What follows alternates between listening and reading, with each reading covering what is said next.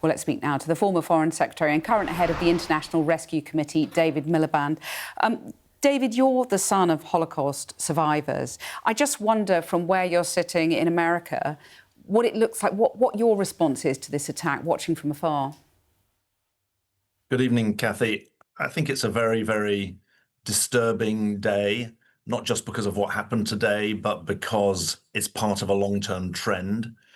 I think it's very depressing that it should have come to this.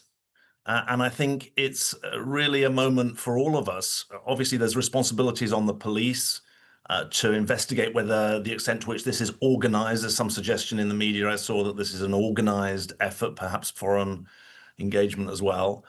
There's a big responsibility on authorities all around the country to make sure that Jewish communities are safe and secure.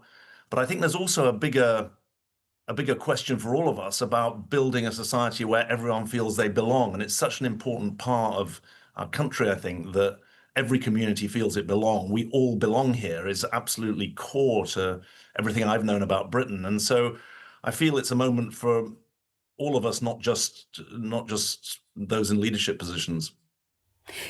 I mean, Keir Starmer has been praised for rooting out anti-Semitism in the Labour Party, but he's also got a lot of criticism today. He was heckled in Golders Green today. Do you think there has been too many words, not enough action from the Labour government in the last couple of years? I'm not going to start pointing fingers. I've seen some of the anger that's been expressed. I've also seen, there was commentary, I wrote it down actually, someone said, "I'm not going to give in." I think there's that spirit as well. And I do see it as being that there is the policing element, there is the security and safety element, and then there is the question of the wider responsibility to build this essential zero tolerance of the demonization of communities. And that takes all sorts of new forms because of social media. I think that's very important, but it also takes very practical efforts.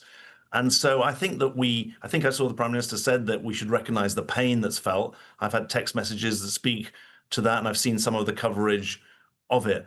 I think that it's vital that we see this for what it is, which is an absolutely cancerous and dangerous trend in our society, one that sadly is reflected in some other countries as well, and one that needs a very, very firm grip. And would you understand British Jews feeling that they want to leave the country? That's really a terrifying thing. I mean, I've had conversations over the last few years where that question is raised about where's home and where's safe. I also know that many British Jews will be the first to say that there's nowhere safer, there's nowhere better, there's nowhere that makes them more proud. And obviously I work for an organization that was founded by a refugee, Albert Einstein. He was a refugee from Germany. I know the pain of displacement, whether it be of any community, whatever the community in whatever part of the world. And the idea that people who've found safety and who've made such a contribution to society should then even have to raise the question, that shows you how far things have gone. I want to ask you about the domestic political situation, which was originally, one of the things we were wanted to talk to you about. And it is clearly a crunch week for Keir Starmer next week with the local elections and national elections too. There is a sort of growing feeling of inevitability about a leadership contest at some point down the track. I was looking at the bookies' odds earlier today. I noticed Angela Rayner and Andy Burnham are the two favourites, each for different reasons. They're sort of unavailable. But your brother, Ed, is third. I mean, he's gaining traction. I wondered if you were pleased or worried for him. Well, I know that you and I are new to politics, Cathy. So we we talk about inevitability used in your comment. I mean, who said a week is a long time in politics? Harold Wilson. I think every Labour Party member is going to be focused on maximising its vote. It's obviously a very tough time to be in government anywhere in the world at the moment, but that makes it all the more important that there are governments with the right values and the right policies to deliver for the people who elect them. I think it's pretty clear that people want more change than feel they've got at the moment. And that speaks to these fundamental questions about what's the cause of the government, what's the signature policies of the government, and what's its ability to explain. But I know the government is full of people of enormous integrity, methodical, serious, good values, and I want them to succeed. Well, I'll come to the policy literally in just a second, but I mean, you neatly dodged that question about your brother. I mean, is he one of those that you've just described? Come on, Cathy. I mean, how long have we been around this course? I'm not going to, you talked about the bookies. I'm not a bookie. And you're not laying a bet on your brother? We'll leave it at that. I'm certainly not laying bets or offering odds. OK, well, look, if Keir Starmer does manage to... That's a neat dodge. Maybe that wasn't very neat, yeah. Maybe it wasn't very neat. It was very blunt. I'm sure you've spoken to him about it. But look, if Keir Starmer does manage to cling on, you've been quite clear in things you've written that there will be this clamour for change, as you've just said. How should he make that change? Because there's pressure for him to shift to the left. There's pressure for him to get rid of his chancellor, to introduce a wealth tax. What would you say were the consequences of those kinds of actions? What should he do instead? Well, I'm certainly not going to get into any of that, but one of the things that I wrote in the New Statesman article that I think you're referring to there is that the last thing that one should do is set out to define a policy according to where it sits on the Labour spectrum. The way to set policy is on the basis of the needs of the country. We're facing a divided and dangerous world, and we're facing very, very serious challenges at home. And my big point is that if you take something like Europe, the government has said it wants a reset on Europe, but it's not going to get a reset with a £9 billion worth of trade deals because we're a £3 trillion economy. And one of my big learnings in government and frankly out of government is that it's the dosage that you put behind a policy intent that is absolutely critical to whether or not it has an impact on the country, which is the most important thing, and also whether or not voters notice the benefit of it, which is also a consideration. And so I think it's not a matter of slicing and dicing one part of the Labour spectrum versus another. It's about thinking in this moment of very serious domestic challenge and enormous convulsion internationally, how one can steer and make sure that you get your prioritization and your dosage appropriate for the things that you want to do. That's what I mean by signature policies. So given the scale of the challenge that you've just set out, when the government talks about resetting its policy towards Europe, are you surprised that there isn't a greater move to make the argument for rejoining the EU? Should the Labour government start to do that?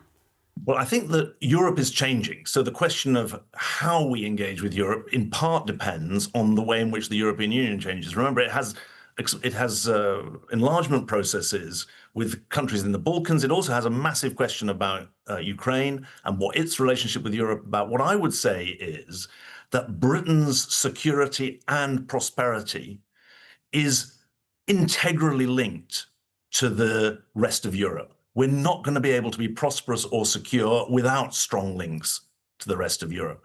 At the time of Brexit, punches, though. I mean, call a spade a spade. Do you think the Labour government should be making the argument, or at least debating that point about whether the UK should rejoin the EU sooner rather than later? I think the government has faced a radically changed situation.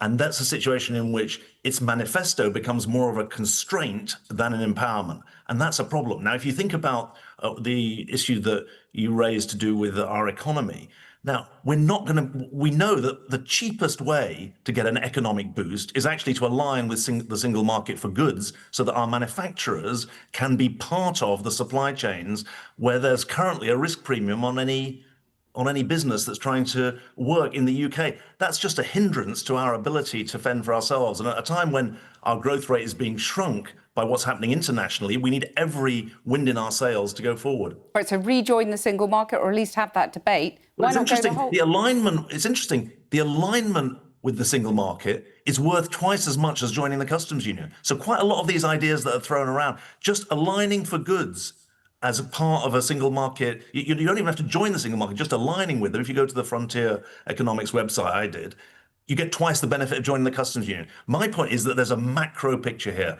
On the foreign policy and security front, it's obvious that the major threat to the UK is Russia. That's one reason why the war in Iran is so damaging, because Russia has been empowered by this war. We've got a lot to offer and a lot to gain from closer foreign and security cooperation. And then that provides a rubric or a framework within which these day-to-day economic questions can be addressed in a proper strategic framework. But you are dodging the question on whether the Labour should make the argument to rejoin the EU. I mean, do you think ultimately you're talking about rejoin the, look, in the short term, we're not going to rejoin the EU. We've got to get much closer. Make the argument for the longer term. We've got to get much closer to the European Union, depending on how the European Union changes. Right. For example, there's one part of the debate in Europe where you'll have 2 or 3 different tiers of European membership. Should we be associated with that? Definitely. Right. Well, this challenged world that you've been describing very clearly, part of that is clearly the war in Iran. With your humanitarian hat on, when you look at the constraints on the Straits of Hormuz, what impact is that having now, and will that have on the most precarious countries in the world? Well, the Council on Foreign Relations in New York calls the closure of the Straits of Hormuz a slow-motion famine machine. And the reason for that is that the 30% of the world's fertilizer that goes through the Straits of Hormuz is not being laid on the ground of West Africa at the moment. In fact, it should have been laid earlier this month. And that's going to have an impact in 6, 8, 10, 12 weeks' time. So we're seeing, first of all, very significant challenge on food insecurity. I mean, essentially hunger. The World Food Programme says 45 million people are going to be pushed into crisis levels of hunger. That's an obvious thing. Secondly, I don't want people to think that the ceasefire means that there is normality returning in a country like Lebanon, where 1 in 5 people have been displaced from their homes by the conflict. So there's a humanitarian emergency there. And obviously then there's the wider geopolitics where, as I said earlier, a country like Russia is reinforced in its ability to wage war in Ukraine, which is also a humanitarian problem. David Miliband, great to hear your thoughts as ever. Thank you. Thank you.